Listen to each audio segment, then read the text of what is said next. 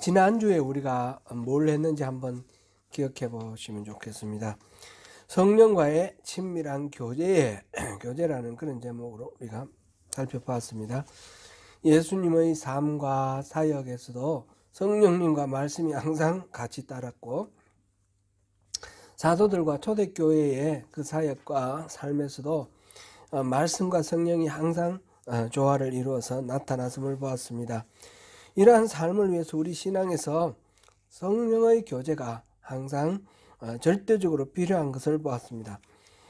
예를 들면 우리의 구원을 위해서도 성령님이 반드시 필요하고, 성화를 위해서, 하나님을 아는 것을 위해서, 하나님의 말씀을 하나님의 뜻을 알기 위해서, 우리 사역을 위해, 우리 믿음을 위해, 우리 예배를 위해, 우리 기도를 위해, 영적 전쟁을 위해, 우리 회개를 위해 하나님이 성령님의 도우심이 반드시 필요하다라는 것을 우리가 살펴보았습니다.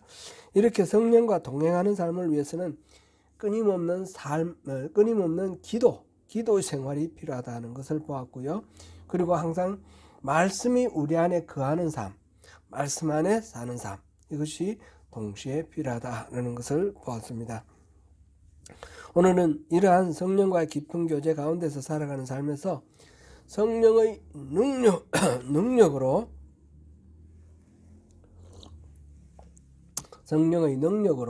사역을 감당하고 또 삶을 승리로 살아가는 그 삶에 대해서 살펴보겠습니다. 오늘 설교 제목이 성령의 기름 부음입니다.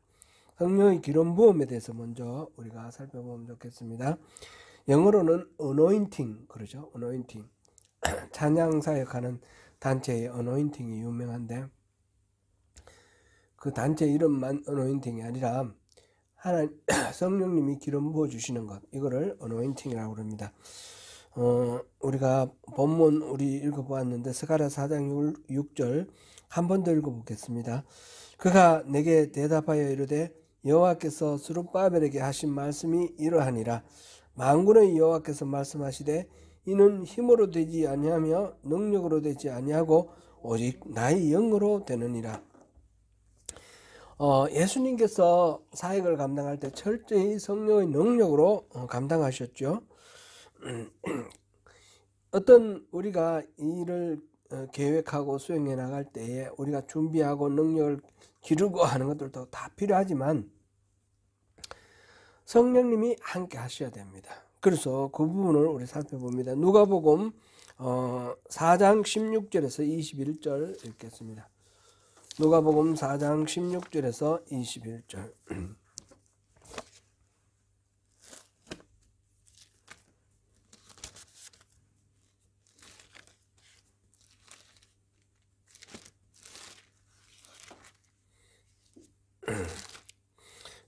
같이 읽습니다. 예수께서 그 자라나신 곳 나사렛에 이르사 안식일에 늘 하시던 대로 회당에 들어가사 성경을 읽으려고 서심해 선지자 이사야의 글을 들이거늘 책을 펴서 이렇게 기록된 데를 찾으시니 곧 주의 성령이 내게 임하셨으니 이는 가난한 자에게 복음을 전하게 하시려고 내게 기름을 부으시고 나를 보내사 포로된 자에게 자유를, 눈먼 자에게 다시 보게 함을 전파하며 눌린 자를 자유롭게 하고 주의 은혜의 해를 전파하게 하려 하심이라 하였더라. 책을 덮어 그 맡은 자에게 주시고 앉으시니 회당에 있는 자들이 다 주목하여 보더라. 이에 예수께서 그들에게 말씀하시되 이 글이 오늘 너희 귀에 응하였느니라 하시니. 아멘. 예수님의 삶과 사역에 대해서 기록한 복음이 네 복음이 있는데, 네 복음을 이렇게 비추어 보면 오늘 이 사건 나사렛에서 안식일에 회당에서 하셨던 이 일은 예수님이 공생의 시작 때 초반에 있었던 일은 분명하지만 맨 처음 있었던 일은 아닌 것 같아요. 가버나움을 중심으로 주로 활동을 하셨고, 그러다가 나사렛에 오셔서 하신 건데, 누가복음은 이것을 맨 먼저 공생애의 첫 번째 시작되는 지점에 이 기록을 하였습니다. 누가가 볼 때는 예수님의 사역의 전체를 바로 오늘 살펴본 이 말씀을 중심으로 이 관점에서 보는 것이 가장 좋겠다, 그렇게 한 것 같아요. 그것은 뭐냐 하면, 선지자 이사야의 글을 읽었는데, 주의 성령이 내게 임하셨으니 이는 가난한 자에게 복음을 전하게 하시려고 내게 기름을 부으시고 나를 보내사, 그 다음에 이제 여러 가지 일들이 일어나는 거죠. 포로된 자가 자유, 눈먼 자에게 다시 봄, 그 다음에 눌린 자를 자유롭게 하고, 이런 식으로 주의 은혜를 전파하게 하도록 이렇게 하기 위해서 나에게 기름을 부으시고 나를 보내셨다, 이 말 아닙니까? 그죠? 누구의 말입니까? 이사야 선지자의 말입니다, 원래. 그죠? 이사야 선지자의 말인데, 하나님께서 이사야 선지자에게 기름 붓고 그를 보내셨다, 이 말씀인데, 이 말씀을 읽으시고 예수님이 뭐라고 하셨습니까? 이 글이 오늘 너희 귀에 응하였다. 이사야가 그 말을 하면서 자기 이야기를 하면서 나중에 올 메시아에 대한 것을 자기가 예언하는 의미에서 자기의 사역을 이야기를 했거든요.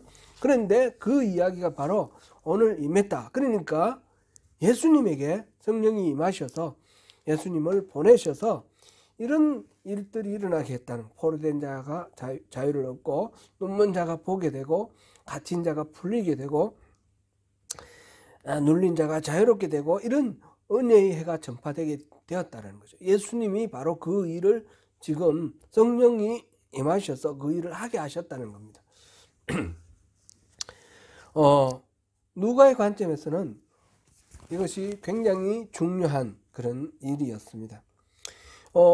이 점에서 예수님께서는 제자들에게 주신 위임령에서도 그런 의미가 담겨 있습니다. 누가복음 24장 46절에서 49절을 보겠습니다. 누가복음 24장 46절에서 49절.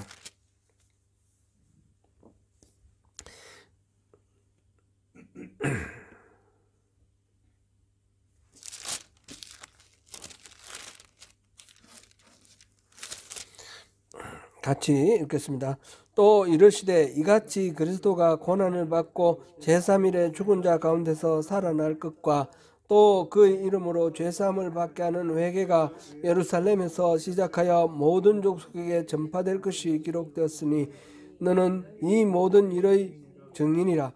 볼지어다 내가 내 아버지께서 약속하신 것을 너희에게 보내리니 너희는 위로부터 능력을 입혀질 때까지 이 성에 머물라 하시니라. 예수님께서 부활하신 후에 성천하기 바로 직전에 제자들에게 이 명령을 주셨습니다. 이 명령은 뭡니까? 지금 그리스도가 고난을 받고 십자가에서 죽으셨다가 제3일에 살아나실 것, 이게 이제 복음의 핵심인데, 이것을, 그리고 그 이름으로 죄사함을 받을 것, 이것을 온 예루살렘으로부터 시작해서 온 족속에게, 온 세계에게 전파해야 된다라는 거죠. 될 것이 기록되는데 바로 여러분들이 이 모든 일의 증인이다. 그러니까 이 제자들이 할 일이 뭡니까? 예수님의 고난과 부활과 구원에 대해서 전파하는 겁니다. 그죠? 이게 제자들에게 예수님께서 명령하시고 그 직무를 위임을 하시는 그런 장면입니다. 그 장면에서 뭐라고 말씀하십니까? 내가 아버지께서 약속하신 것을 너희에게 보내리니, 내가 내 아버지께서 약속하신 것은 뭐죠? 성령이죠. 성령을 너희에게 보내리니 너희는 위로부터 능력을 입혀질 때까지 이 성에 머물러라. 지금 아주 큰 임무를 부여를 해서 이 복음을 전파라 라고 말씀하시면서, 그러나 내가 아버지께서 약속하신 성령을 보낼 테니까 그 위로부터 그 성령의 능력을 입게 될 때까지는 기다리라, 이 말이에요. 그럼 본격적으로 그 복음의 전파 사명은 성령의 능력을 입고 난 후에 시작하라, 이 말이죠. 예수님께서 공생애를 시작할 첫 번째에 바로 성령의 기름 부으심을 받았다, 이렇게 말했고, 지금 여기 제자들에게 예수님이 사명을 선언하면서도 바로 성령으로 옷 입기를, 성령의 능력으로 옷 입기를 기다리라고 명령하였습니다. 성령이 임하시고 기름 부음을 받는 것하고 지금 위로부터 능력 입는 것, 이건 결국 같은 것이라는 것은 우리 문맥을 통해서 충분히 알 수 있습니다. 그럼 그렇게 왜 기름 부음을 받으라 그러고 성령을 입으라 했을까? 우리가 한번 생각해 볼 필요가 있겠습니다. 먼저 우리가 생각해 볼 거는 구약에서 어떤 사람에게 기름 부었습니까? 제사장과 왕과 선지자에게 기름을 부었습니다. 선지자에게는 기름 붓는 것이 직접 구체적으로 이렇게 명시되어서 기록되어 있지는 않지만 우리가 앞서 본 그 이사야, 예수님이 인용한 그 이사야서 그 내용에서 보면 내게 기름 부으시고 라는 말이 있잖아요. 그러니까 선지자를 세울 때는 기름 부으신다라는 것이 통용되는 그런 이야기였어요. 그리고 왕에게도 기름 부었습니다. 사울 왕과 다윗 왕에게 사무엘이 기름 붓는 것은 분명히 기록되어 있고, 다른 왕들에게는 그건 기록되어 있지 않지만 왕들에게는 기름 부었구나, 왕의 대관식에는 기름 부었겠구나, 우리가 그 문맥을 통해서 알 수 있습니다. 또 제사장이죠. 제사장 아론과 그 아들에게 기름 붓는 장면이 나왔고, 그 이후에 모든 제사장은 기름 부음으로써 위임이 되는 것이죠. 제사장의 직분에 위임이 되는 겁니다. 그러니까 제사장과 왕과 선지자는 하나님의 사람으로 임명을 받는 것이 바로 하나님으로부터 기름 부음 받는 것으로 이렇게 되었습니다. 그러니까 지금 성령으로 기름 부음 받는 것도 바로 이렇게 보면 되겠습니다. 하나님의 사람으로 세우심을 받았다, 임명을 한다라는 그런 의미로 이해하면 되겠습니다. 왜 이사야에게 기름 부음 받느냐? 선지자로 세우시는 겁니다. 왜 예수님에게 기름 부었습니까? 예수님이 본격적으로 공생을 하도록 지금 기름 부으십니다. 제자들에게는 왜 기름 부었습니까? 제자들도 본격적으로 복음을 전하는 예수 그리스도의 메신저로 이렇게 임명을 받는 그런 상황입니다. 이 성령의 기름 부음은 하나님의 사람으로 세움을 의미하는데 우리에게도 있습니다. 요한 1서 2장 27절입니다. 요한 1서 2장 27절.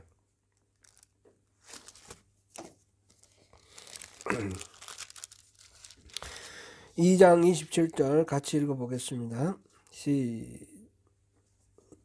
제가 잠깐만 기다려요. 제가 잘못했습니다. 시작. 너희는 주께 받은 바 기름 부음이 너희 안에 거하나니 아무도 너희를 가르칠 필요가 없고 오직 그의 기름 부음이 모든 것을 너희에게 가르치며 또 참되고 거짓이 없으니 너희를 가르치신 그대로 주 안에 거하라.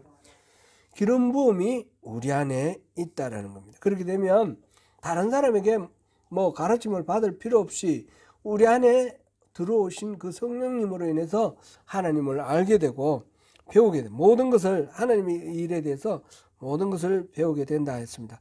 곧 성령의 임하심에 순종하고 그대로 주 안에 거하기만 하면 됩니다. 여기서 확인할 것은 예수 믿는 우리 또한 하나님으로부터 기름 부음 받은 하나님의 사람이라는 것입니다. 이 사실을 자각하고 잊지 않는 것이 중요합니다. 성령의 기름 부음 받는 것에 대해서 조금 더 살펴보겠습니다. 그런데 여기서 좀 생각할 부분이 있습니다. 예수님은 어떻게 잉태하셨어요? 성령으로 잉태하셨습니다. 예수님이 자랄 때 성령의 인도하심을 받았습니다. 그러므로 하나님의 아들 예수님께서 이 공생애를 시작할 때에 따로 성령의 기름 부음이 필요할까? 예수님 안에 성령이 있을 텐데 이렇게 생각이 됩니다. 예수님이 12살 때 그 제사장과 율법학자들과 더불어 성전에서 토론하는 걸 보면 그냥 연희 아이가 아니지 않습니까? 성령으로 충만하면 성령님이 가르쳐 주시는 대로 그렇게 지혜롭고 아주 밝은 그런 영민한 그런 분이 우리 예수님인데 지금 어른이 되었는데 기름 부음이 또 필요할까? 이런 생각이 듭니다. 그런데 위에서 본 대로 예수님께서 분명히 스스로 기름 부음을 받았다. 기름 부음이 오늘 여러분에게 내게 임했다라고 이렇게 말했습니다. 예수님의 메시아 사역을 위해 성령의 기름 부음이 필요했다는 말입니다.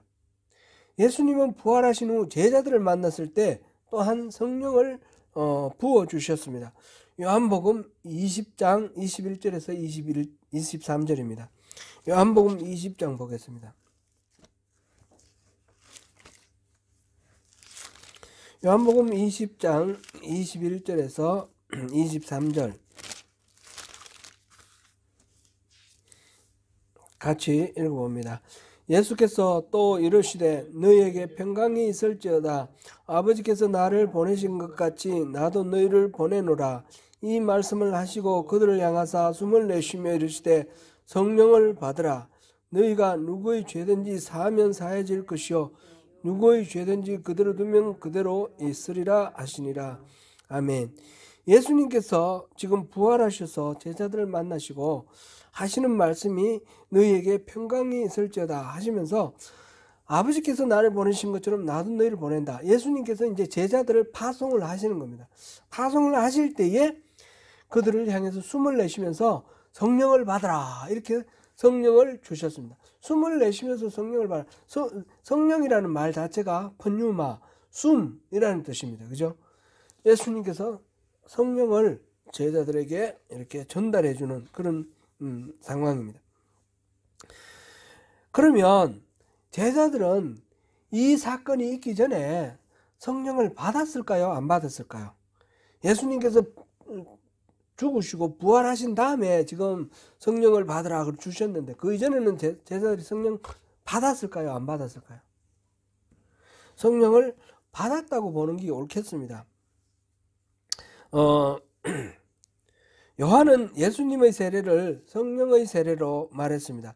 마태복음 3장 11절에 보니까 나는 너희로 회개하게 하기 위하여 물로 세례를 베풀거니와 내 뒤에 오시는 이는 나보다 능력이 많으시니 나는 그의 신을 들기도 감당하지 못하겠노라.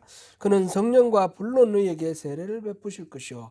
성령과 불로 세례를 베푸신다고 그랬습니다. 이 뒤에 오실 분이 누군지 다 알죠? 예수님, 그죠? 이 부분을 마가복음 1장 8절에서는 나는 너희에게 물로 세례를 베풀었거니와 그는 너희에게 성령으로 세례를 베푸시리라. 예수님도 분명히 요단강에서 물로 세례를 베푸셨는데 그것은 성령으로 세례를 베푸신 것이다 라는 겁니다. 요한이 그렇게 예고를 했고 우리도 그렇게 이해를 합니다. 예수님의 제자들은 다 요단강에서 예수님으로부터 세례를 받았습니다. 그러면 예수님이 베푸신 세례는 성령의 세례를 할 수 있고 제자들은 성령의 세례를 받았으니까 제자들 안에 성령이 있습니까? 없습니까? 있죠.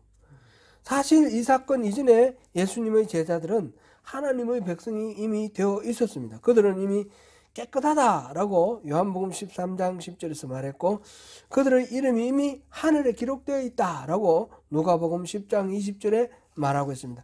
베드로는 이미 성령의 도움을 받고 성령의 감동으로 예수님이 그리스도인 것과 하나님의 아들인 것을 알고 고백했습니다. 마태복음 16장 16절에서 17절 말씀입니다.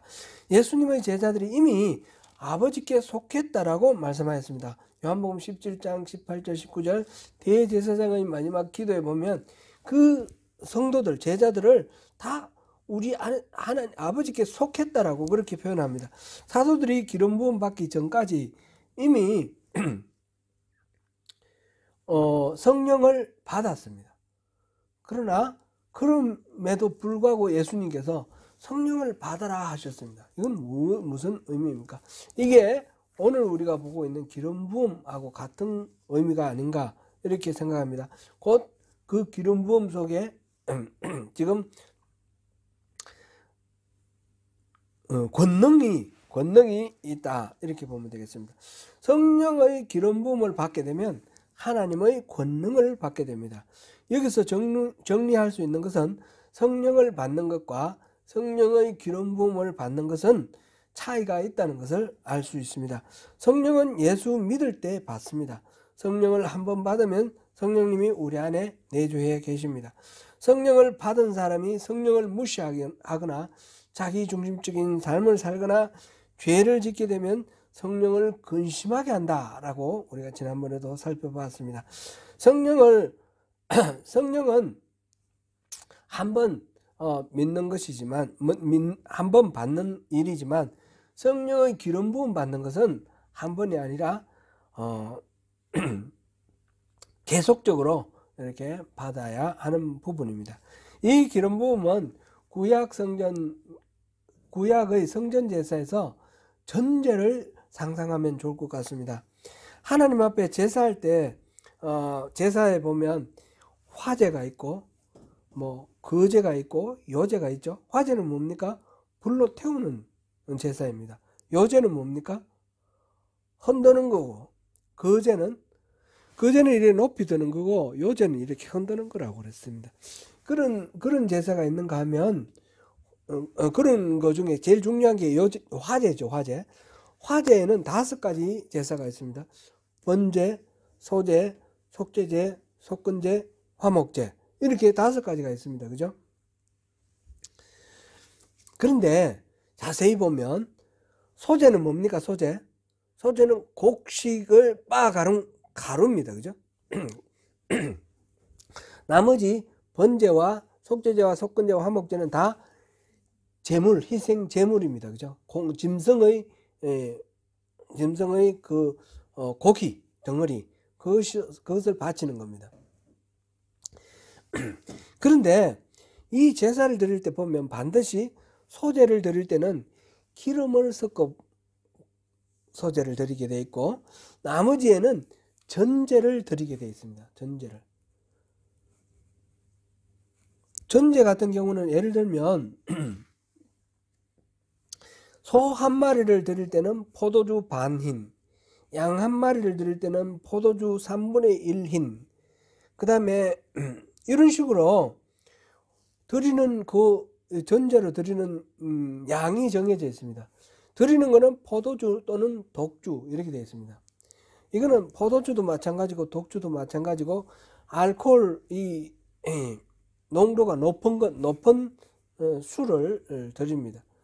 왜 드리겠습니까? 왜 이 소재, 이 곡식가루에 왜 기름을 넣고 이 고기 덩어리를 불태울 때 왜 전제를 거기에다가 붓겠습니까? 전제 또는 관제 같은 말인데, 이거는 기름,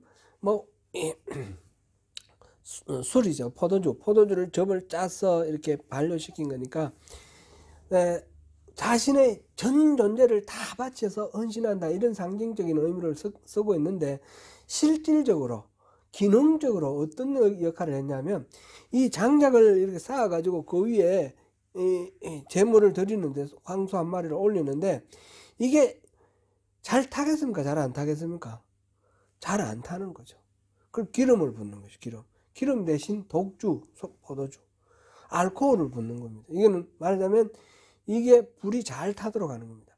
소재에도 마찬가지로 감람류를 붓는데, 감람류가 바로 불 피우는 아닙니까? 등불을 키우는 거 아닙니까? 그러니까 잘 타라고 그러는 겁니다. 잘 타라고. 이 전제나 관제는 상징적으로 자기 모든 것들을 기름 짜듯, 또는 포도주 짜듯 이렇게 다 짜서 하나님께 드린다라는 그런 의미가 있지만, 기능적으로는 그 제물이 잘 타도록 하는 겁니다. 성령의 기름 부음도 우리가 그런 개념으로 생각해 보면 좋겠습니다. 기름을 부으면 성령이 잘 타게 되는 거예요.